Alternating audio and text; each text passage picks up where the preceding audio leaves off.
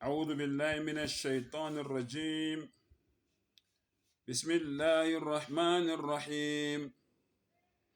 يا أيها الذين آمنوا لم تقولون ما لا تفعلون كبر مقتا عند الله أن تقولوا ما لا تفعلون. Ngicela u-Allah angivikele kusathane ongathandwa noqalekisiweyo. Egameni lika-Allah onomusa onesihawu. Bafowethu nodadewethu, uma ngabe kuqhamuka iverse yesambulo seQuran ethi ya ayyuhalladhina amanu, kumele uhlale wazi ukuthi lapho u-Allah ukhuluma nama-Muslims. Usengacoshela nje ongalona iMuslim, kodwa u-Allah mayekhuluma nabantu bonke umhlaba wonke uthi ya ayyuhannas, onina abantu straight. Kodwa u-Allah makathi ya ayyuhalladhina amanu, wazi ukuthi ukhuluma neMuslim noma neSulumane noma nalo muntu lo o-understanda ucode 24434. Uyizwile-ke le verse ithini? Ya ayyuhalladhina amanu. Lalela-ke umbuzo u-Allah asibuza wona mina nawe. Lima taquluna ma la taf'alun. Nikhuluma kanjani into eningayenzi? Onina enithi niyakholwa, into eningayenzi nikhuluma kanjani? Kungani nikhuluma okunye nina nenza okunye? Kimi le verse ikhuluma nama ahlul bid'ah, nalabantu laba ababhizi nama-innovations, ababhizi nemifakela la enkolweni ye-Islam. My brother, my sister, listen and listen good. Le verse leli mina liyangithusa ngoba unjingalwazi uMuhammad sallallahu alaihi wasallam washo straight ukuthi loyo muntu loyo ozibiza ngekholwa ebe enza okuphambene naloko okuthiwa akakwenze, falesa minni, is not among us, is not among me, akuyena omunye wethu. Abanye mangabe beyenza ibelula bathi uRasulullah sallallahu alaihi wasallam angeke akusize, angeke ulithole usizo lwakhe. So my brother, my sister, ngikhuluma nami, ngikhuluma nawe.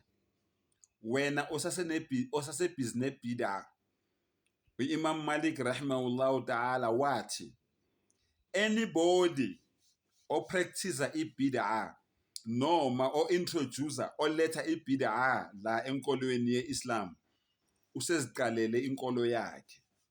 Zibuzeke mfowethu, zibuzeke dadewethu, ukuthi uma u-Imam Malik rahimahullahu ta'ala esho kanjalo uthini kuwe wena obhizi nebhida? Akakhiphile enkolweni ye-Islam? Angithi wena usuqale yakhe inkolo? Imam Malik u-strict uthi wena usuphumile wena ku-Islam, wena opractice ibhida. And then the ahlul murji'ah, the murji'ah jamaat, laba bethemba abahlale benikeza abantu ithemba elingekho, bathi hayi awuphumanga ku-Islam, ukuthi nje Rasulullah sallallahu alaihi wasallam angeke akusize, angeke akukhulumele. Lalela ngitshela, bonke abantu abangama-Muslims abazobe besejahannam. Angithi ngishilo ngathi igama elithi jahannam lisho i-department yama-Muslims azobe esesihogweni. Wonke ama-Muslims azobe elapho, ayophuma lapho only uma ngabe sebekhulunyelwe uMuhammad sallallahu alaihi wasallam. Uma ethi wena angeke akusize, mawucabanga ejahannam uyophuma nini? Angikuphindele. Uma ethi wena opractice ibhida noma owenza ibhida angeke wena akusize ngoba you are not in his group. awukho wena kubalandeli bakhe. Uyizwa kahle le hadith noma uyizwa? Awuthi ngikhothele enye. Wa kulla bid'atin dalala, yonke inhlobo yemifakela yezinto ezintsha ezilethwayo la kuIslam izokulahlekisa, iyakulahlekisa. Wa kulla dalalatin finnar, zonke izenzo ezilahlekisayo ziholela abantu esihogweni. Ngiyakuphindela, uMuhammad sallallahu alaihi wasallam was called as-sadiqul amin, okhuluma iqiniso nothembekile, akakaza wakhuluma manga empilweni yakhe. So uma ethi ngempela wena opractice ibid'a, wena olethe ibid'a la enkolweni yeIslam, oze nezakho izinto ezintsha, oze neyakho imifakela, oze neyakho imibono ephambene nezimfundiso zika Allah subhanahu wa ta'ala, the Dhul Arsh al-Majid, ephambene nezimfundiso nezenzo nezinto ezavunyelwa unjingalwazi uMuhammad sallallahu alaihi wasallam, basop. Ngiyaqhubeka. Allah says, kaburu maqtan inda Allah. Asikho isenzo esenyanyeka ku Allah, Allahu akbar, an taqulu ma la taf'alun. Asikho isenzo esinyanyeka phambi ka Allah njengesenzo umuntu okhuluma into aqede angayenzi.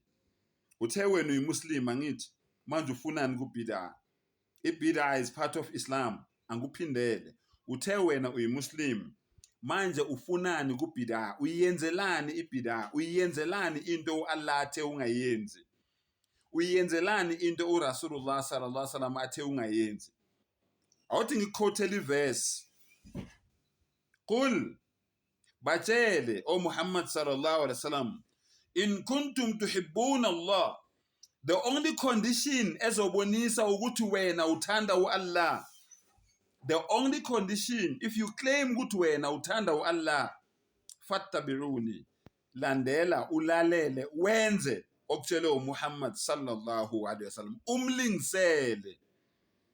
Yuhibbukumullahu yaghfir lakum dhunubakum. That is the only condition Allah ezokuthanda naye aze akuthethelele ngisho namacala akho nezono zakho.